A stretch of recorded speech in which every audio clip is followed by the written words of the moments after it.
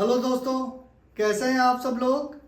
आज के इस वीडियो में मैं आप लोगों के साथ डिस्कस करूंगा सऊदी लेबर लॉ के वो आर्टिकल्स जिसमें ये बताया गया है कि कंपनी जो एम्प्लॉयर है वो किस किस कंडीशन में वर्कर का कॉन्ट्रैक्ट टर्मिनेट कर सकती है बिना नोटिस पीरियड दिए। और दूसरा, सऊदी लेबर लॉ के वो आर्टिकल्स जिसमें ये बताया गया है जो एम्प्लॉई वर्कर किस किस कंडीशन में कॉन्ट्रैक्ट को टर्मिनेट कर सकती है बिना कंपनी को नोटिस पीरियड दिए। आपने कई बार ये सुना होगा कि किसी का कॉन्ट्रैक्ट टर्मिनेट कर दिया कंपनी ने आर्टिकल 80 के बेस पे।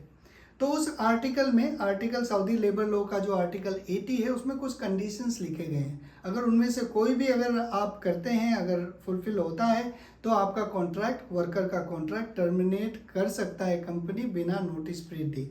ओके, तो आर्टिकल 80 में बेसिक ये बात भी है कि जो वर्कर है उसको जस्टिफिकेशन, एक्सप्लेनेशन देने का मौका दिया जाएगा।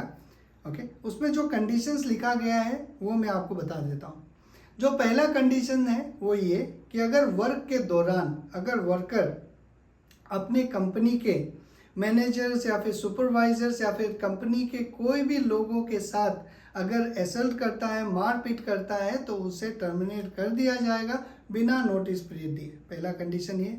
दूसरा ये कि अगर वर्कर अपना वर्क ऑब्लिगेशन को अगर करने में फेल होता है तो कंपनी कॉन्ट्रैक्ट टर्मिनेट कर सकता है। तीसरा ये कि अगर वर्कर कोई भी कॉन्ट्रैक्ट टर्म्स एंड कंडीशन को ब्रेक करता है तो कंपनी के पास ये राइट है आर्टिकल 80 के तहत कि वो कॉन्ट्रैक्ट टर्मिनेट कर सकती है। ओके, ये तीसरा था। चौथा ये कि अगर कोई वर्कर जानबूझ के अगर कंपनी को नुकसान पहुंचाना चाहे तो वो भी एक वायलेशन है जिसके तहत वो अपना कॉन्ट्रैक्ट टर्मिनेट कर सकती है। पांचवा ये कि अगर कोई वर्कर फोर्जरी करके अगर कोई दूसरा जॉब अगर लेना चाहे, जैसे कि डॉक्यूमेंटेशन में कोई गड़बड़ी करके, तो उन सारे कंडीशंस में भी कंपनी के पास राइट है कि वो आपका कॉन्ट्रैक्ट, वर्कर का कॉन्ट्रैक्ट टर्मिनेट कर सकती है। और छठा, अगर वर्कर प्रोविजन पीरियड में है तो कंपनी टर्मिनेट कर सकता है विदाउट नोटिस पीरियड। ये प्रोविजन पीरियड के बारे में मैंने एक डिटेल सा वीडियो आप लोगों के साथ शेयर करा था। वो वीडियो आपको जो सऊदी लेबर लॉ वाले प्लेलिस्ट है उसमें आपको मिल जाएगा। ओके, तो ये छठा कंडीशन था। अगर आप प्रोविजन पीरियड में है 90 डेज या फिर 180 डेज के ड्यूरेशन में तो कंपनी कभी भी आपका कॉन्ट्रैक्ट टर्मिनेट कर सकता है। और सातवां, अगर वर्कर काम से अगर एब्सेंट है बिना किसी वैलिड रीजन का, एक साल में अगर 20 दिन ओके, एक साल में अगर 20 दिन वो एब्सेंट है बिना किसी वैलिड रीजन का, तो कंपनी के पास ये राइट है कि आपको टर्मिनेट कर सकती है।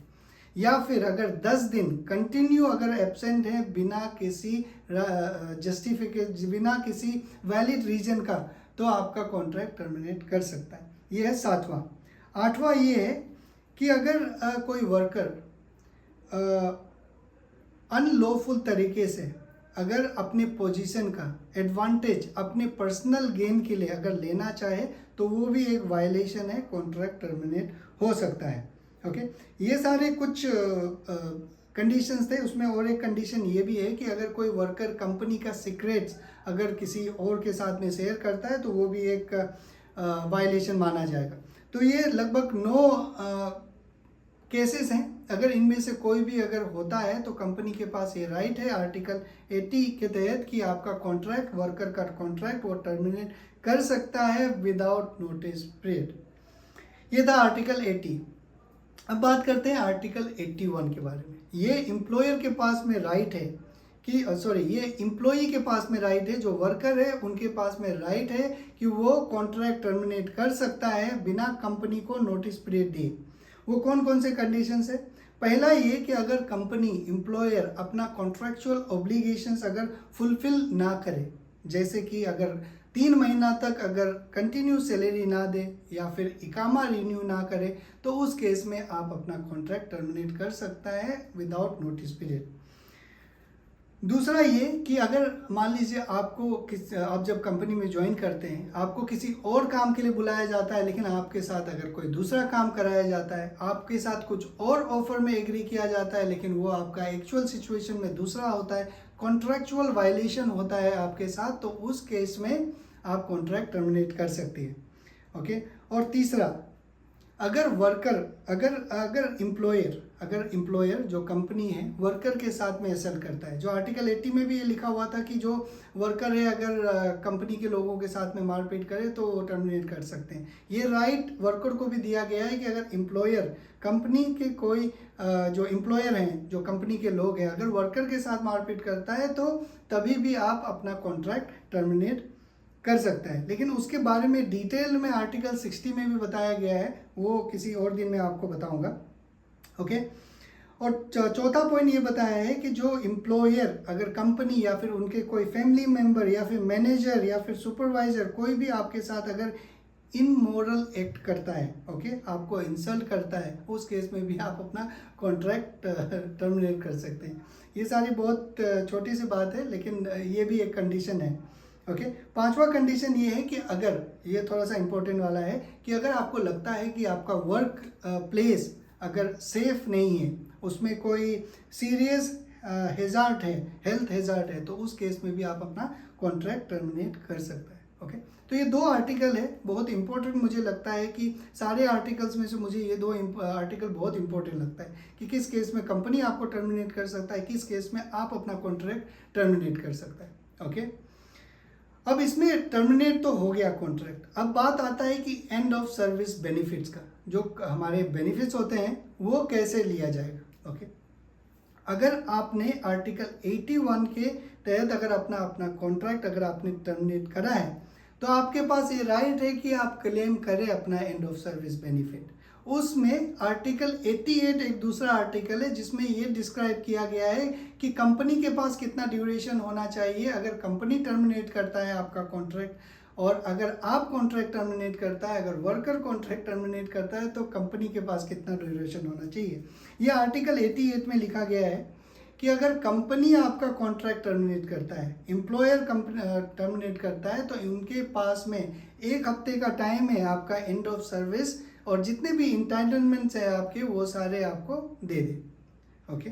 अगर एम्प्लॉई अगर कॉन्ट्रैक्ट टर्मिनेट करता है, तो कंपनी के पास, एम्प्लॉयर के पास 2 हफ्ते का टाइम है कि 2 हफ्ते के अंदर उनका जितना भी इंटाइटलमेंट्स है, जितने भी बेनिफिट्स है, वो सेटल करें।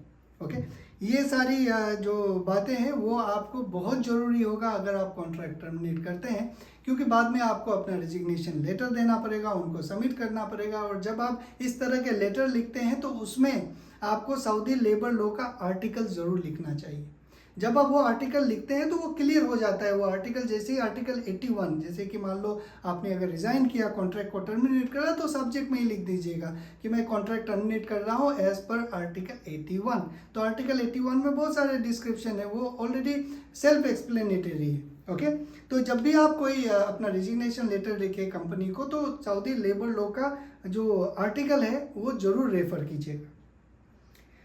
तो ये थे 2-3 आर्टिकल्स। मैं उम्मीद करता हूँ कि आप लोग के साथ ऐसा कभी नौबत ना आए कि कंपनी टर्मिनेट करे या फिर आप टर्मिनेट करें। तो आज के लिए बस इतना ही, और कुछ और आर्टिकल्स हैं जो कॉन्ट्रैक्ट टर्मिनेशन को लेके, आर्टिकल 74 से लेके 78 तक है, उसको भी मैं किसी दिन आप लोगों के साथ में ज़रूर शेयर करूँगा। आज के लिए बस इतना ही। आप लोग अपना ख्याल रखिए। Thank you very much.